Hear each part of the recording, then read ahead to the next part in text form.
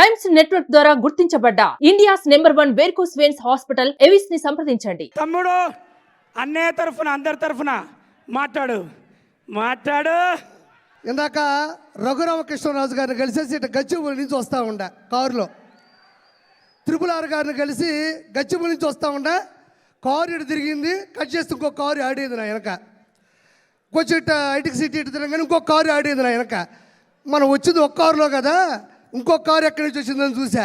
మళ్ళీ ఇంకొక కారు వచ్చింది.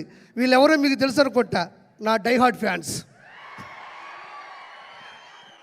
మొత్తం అక్కడి నుంచి ఇక్కడ వరకు ఆ కారు ఈ కారు మొత్తం కలిపి నాకు ఫ్యాన్స్ కాదండి, డైహార్డ్ ఫ్యాన్స్ ఉంటారు నాకు. నేను ఎట్టబోతుంటే అట్ట వస్తుంటారు. సరే ఇదేందబ్బా ఇది, ఈ విధంగా తిరుగుతున్నారు నా వెనక. సరే ఇప్పుడు నేను ఎట్ట కాపాడుకోవాలి, నేను ఎట్ట సెక్యూర్ చేసుకొని భయంతో వస్తూ ఉన్నా. కట్ చేస్తే లొకేషన్ చూస్తూ వస్తున్నాను, టక్కన వాళ్ళు అలా వస్తూ ఉన్నారు. కట్ చేస్తే చిరంజీవి గారు కటౌట్ కనబడింది అంతే.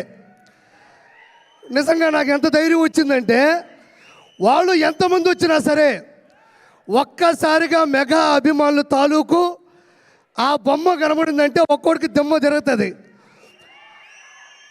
ఒక్క కారు కూడా నాకు కనబడలే, ఎటపోయినా ఇప్పటికీ కనబడట్లేదు.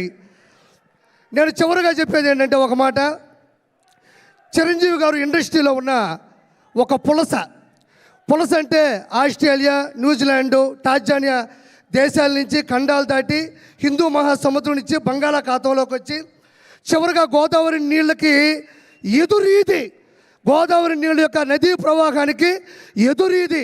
ప్రపంచంలో ఏ చేప నదీ ప్రవాహానికి ఎదురీదలేదు, దానివల్ల కాదు.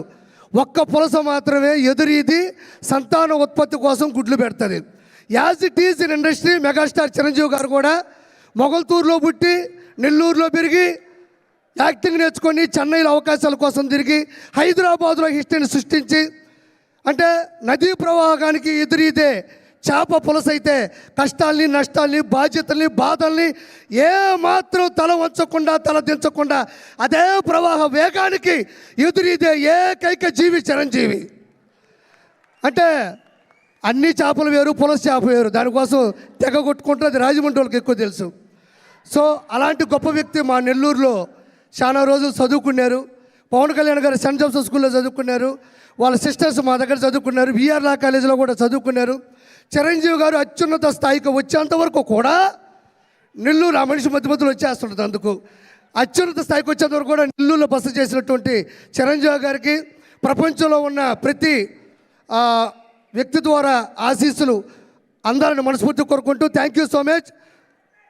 జై చిరంజీవ, జై చిరంజీవ, జై చిరంజీవ.